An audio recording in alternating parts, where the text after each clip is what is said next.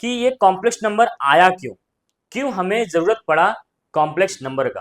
पूछूं कि x square plus one equals to zero, इस इक्वेशन का सॉल्यूशन क्या होगा। बट ऐसा कोई रियल नंबर है ही नहीं कि जिसका स्क्वायर किया जाए तो आंसर हमें क्या मिले, -1 मिले। एक मैथमेटिशियन थे जिनका नाम था आइलर। क्या नाम था? आइलर। उन्होंने उन्होंने एक सिंबल इंट्रोड्यूस। हेलो दोस्तों, स्वागत है आप सभी का हमारे और आपके यूट्यूब चैनल जीएस एकेडमी में। और आज के इस लेक्चर में मैं आपको बताऊंगा कॉम्प्लेक्स नंबर के बारे में कि ये कॉम्प्लेक्स नंबर आया क्यों, क्यों हमें जरूरत पड़ा कॉम्प्लेक्स नंबर का। तो चलिए बिना किसी देरी के शुरू करते हैं आज का ये वीडियो। मैं हूं अभिषेक कुमार और आज हम लोग पढ़ने वाले हैं कॉम्प्लेक्स नंबर। अगर मैं आपसे एक क्वेश्चन पूछूं कि x square plus one equals to zero, इस इक्वेशन का सॉल्यूशन क्या होगा, तो इस इक्वेशन का सॉल्यूशन मैथ्स के पास भी नहीं था। क्योंकि अगर मैं एक्स स्क्वायर इक्वल टू इस प्लस वन को उधर लिखूं -1, तो आपको यहां देखने को क्या मिलेगा कि एक्स स्क्वायर इक्वल टू -1 है। इसका मतलब कि किसी रियल नंबर का स्क्वायर करने पर जो हमें आंसर मिल रहा है वो -1 मिल रहा है। बट ऐसा कोई रियल नंबर है ही नहीं कि जिसका स्क्वायर किया जाए तो आंसर हमें क्या मिले, -1 मिले। ऐसा कोई भी रियल नंबर नहीं है जिसका स्क्वायर करने पर आंसर हमें -1 मिले। क्यों? मैं ऐसा क्यों बोल रहा हूं? अगर मैं यहां पर एक पॉजिटिव नंबर रखूं, फॉर एग्जाम्पल मैंने रखा +2, तो +2 का स्क्वायर कितना होगा, 4। और अगर मैं यहां निगेटिव नंबर रखूं -3, तो -3 का स्क्वायर क्या होगा, 9। इसका मतलब कि पॉजिटिव नंबर का स्क्वायर तो पॉजिटिव आता ही है, निगेटिव नंबर का स्क्वायर भी पॉजिटिव ही आता है। मतलब कि रियल नंबर लाइन जो होगा, इस लाइन के ऊपर जितने भी नंबर्स हैं, चाहे वो पॉजिटिव हो चाहे वो निगेटिव हो, जब मैं इन सब का स्क्वायर करूंगा तो ऑलवेज हमको आंसर क्या मिलेगा, पॉजिटिव में ही मिलेगा।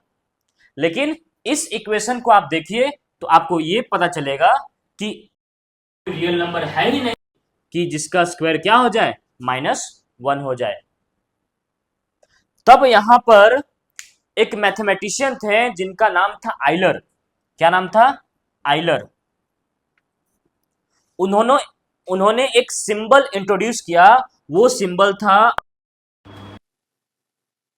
इसका फुल फॉर्म होता है आयोटा।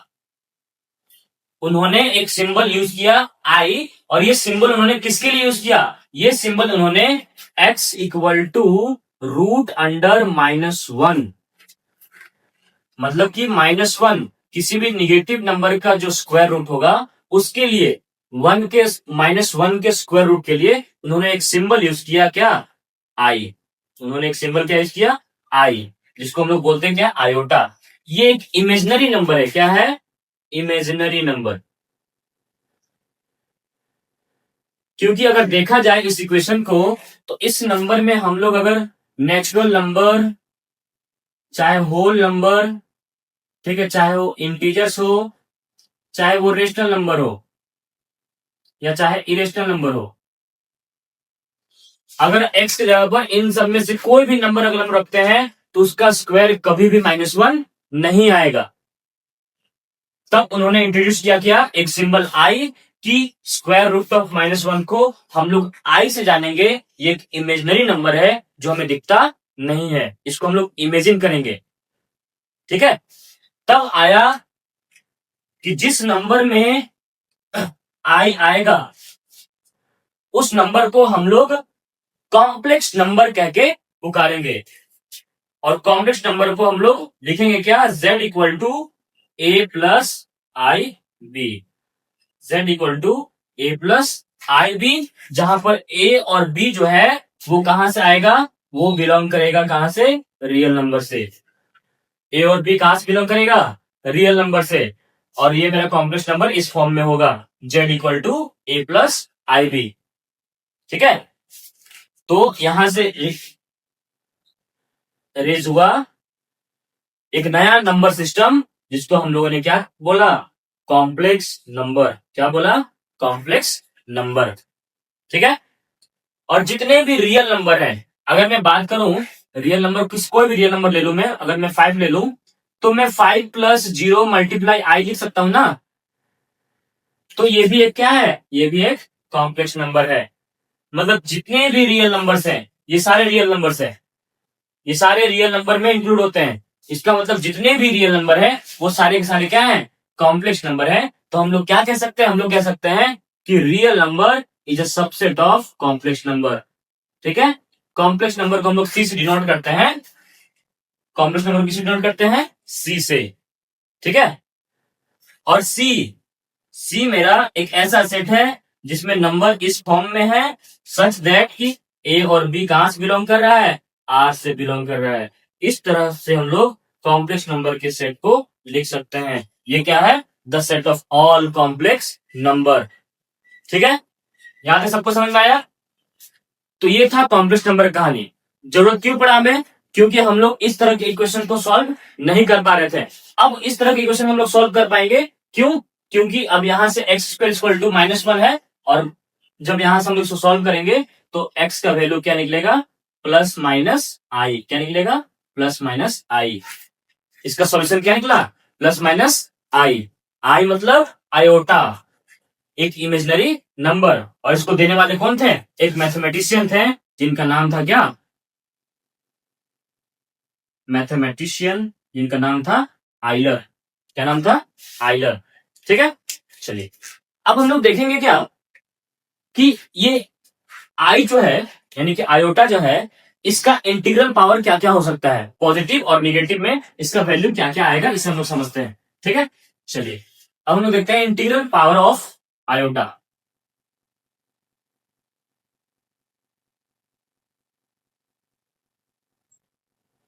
चलिए अब हम लोग समझते हैं integral power of iota. Integral power of iota. ठीक है, इंटीग्रल पावर ऑफ आयोटा। सबसे पहले हम लोग पॉजिटिव पावर देखेंगे, है ना, positive integral power, positive integral power. ठीक है। अब अगर मैं थोड़ा सा रिवाइज करूं उसको, तो हम लोगों ने रूट अंडर -1 को क्या नाम दिया, क्या सिंबल दिया, आई। अब यहां से जब मैं दोनों तरफ स्क्वायर कर दूंगा, दोनों तरफ स्क्वायर कर दूंगा तो यहां से रूट हट जाएगा, तो हो जाएगा -1 इक्वल टू क्या हो जाएगा, आई स्क्वायर। है ना। तो यहां से आई का पावर अगर 1 है तो ये मेरा वैल्यू क्या है, आई है। और आई का वैल्यू सबको मालूम होना चाहिए, स्क्वायर रूट ऑफ -1। क्या, स्क्वायर रूट ऑफ -1। अब यहां से देखिए, जब मैं आई स्क्वायर बोलूं तो आई स्क्वायर क्या हो जाएगा, आई स्क्वायर हो जाएगा -1। तो ये हो गया क्या, -1। ठीक है। अब मैं अगर बोलूं आई का पावर 3, तो आई का पावर 3 क्या हो जाएगा, क्या मैं आई का पावर 3 को लिख सकता हूं, आई का पावर 3 सॉरी आई का पावर 2 मल्टीप्लाई आई। क्या मैं आई का पावर 3 को ये लिख सकता हूं ना। ठीक है। अब बताइए आई स्क्वायर का वैल्यू कितना है, -1, और ये मेरा क्या है, आई। तो ये मेरा क्या आ गया, -आई। मतलब आई का पावर 3 क्या हो जाएगा, -आई। अब उसी तरह आई का पावर 4, तो आई का पावर 4 को हम लोग क्या कर सकते हैं, आई का पावर 2 मल्टीप्लाई आई का पावर 2। अब आई का पावर 2 कितना होता है, -1, मल्टीप्लाई फिर आई का पावर 2 कितना होता है, -1।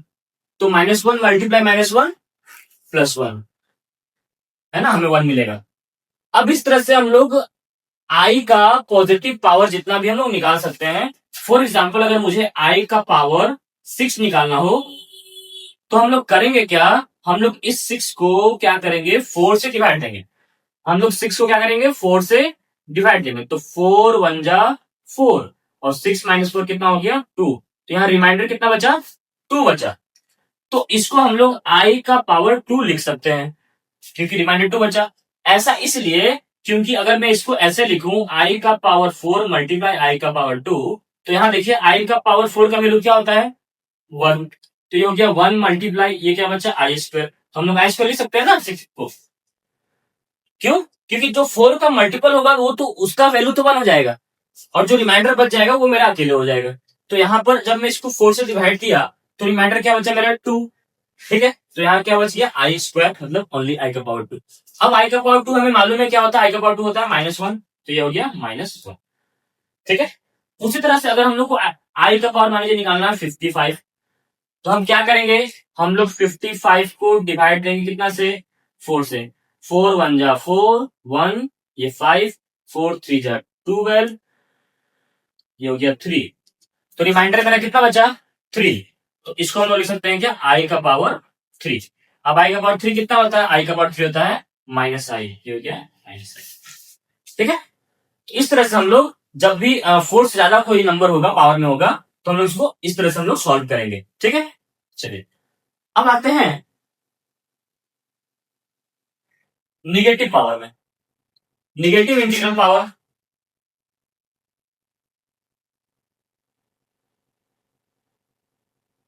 Negative integral power.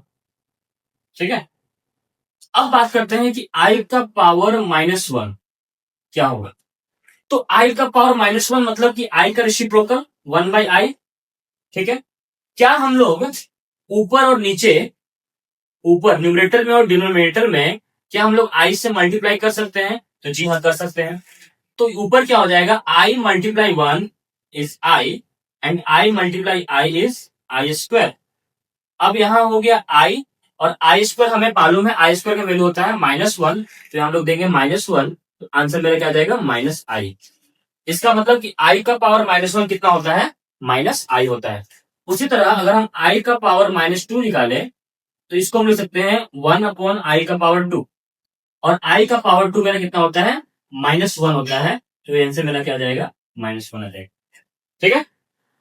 उसी तरह से अगर हम लोग निकालना चाहेंगे आई का पावर -3 को, तो हम लोग आई का पावर -3 निकाल सकते हैं कैसे, आई का पावर -3 को हम लोग क्या लिखेंगे, 1/i का पावर 3। अब यहां पर क्या करना है, ऊपर और नीचे आई से मल्टीप्लाई करेंगे, तो ये आई से मल्टीप्लाई किए, ऊपर क्या हो जाएगा, आई मल्टीप्लाई 1i, और आई का पावर 3 मल्टीप्लाई आई का पावर 1, तो ये हो जाएगा आई का पावर 4। अब यहां से हमें मालूम है कि आई का पावर 4 कितना होता है, आई का पावर 4 का वैल्यू कितना होता है, 1 होता है। तो आंसर मेरा क्या आ गया, आई आ गया। ठीक है। और लास्ट क्या है, आई का पावर -4, तो इसको लिख सकते हैं 1/i का पावर 4।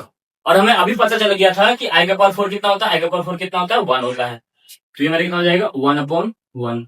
आंसर क्या आ गया, 1। ठीक है।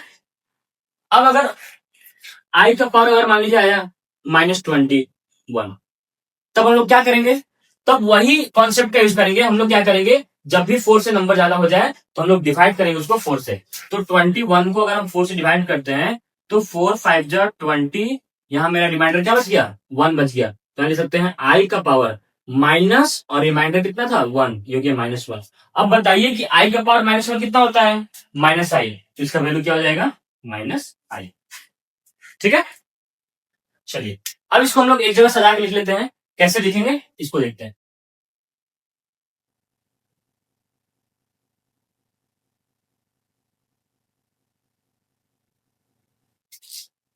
तो हम लोगों के पास क्या है, आई का पावर n है।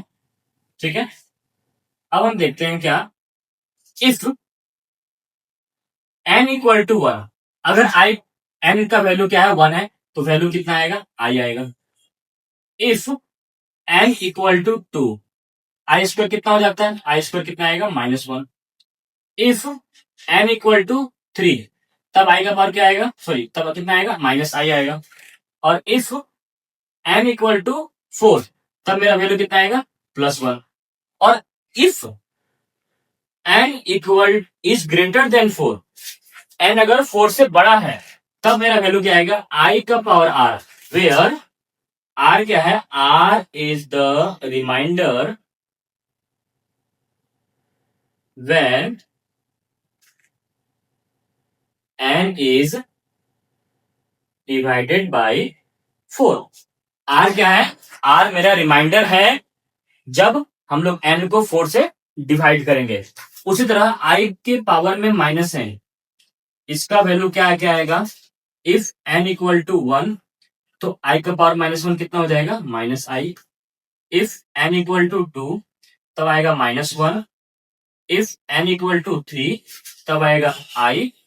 इफ n इक्वल टू 4, तब आएगा 1, और if n is greater than 4 तब हम लोग लिखेंगे i का पावर r, और where r is the reminder when n is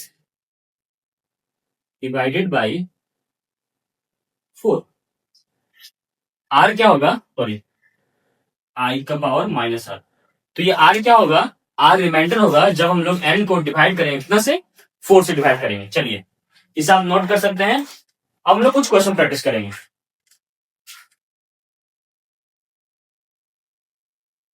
चलिए अब हम लोग देखते हैं कुछ क्वेश्चंस। अब मेरे पास क्वेश्चन क्या है, कुछ क्वेश्चंस हैं फॉर एग्जांपल कि हमें फाइंड करना है i का पावर 37, ठीक है। तो क्या करना है, हमें करना है कि 37 को डिवाइड करना है 4 से। तो 37 को जब हम लोग 4 से डिवाइड करेंगे तो 4 9 जा 36, माइनस करेंगे कितना आएगा, 1 आएगा। तो इसको हम लोग क्या लिख सकते हैं, i का पावर क्या लिख सकते हैं, 1 लिख सकते हैं, और i का पावर 1 का वैल्यू कितना होता है, i होता है, ठीक है। चलिए कुछ क्वेश्चन और देखते हैं हम लोग।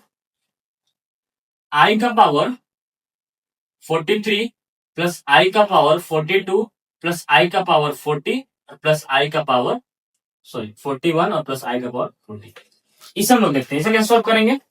तो अगर हम लोग डिवाइड करें इसको, 43 को 4 से डिवाइड करें तो रिमाइंडर क्या बचेगा, 3 बचेगा।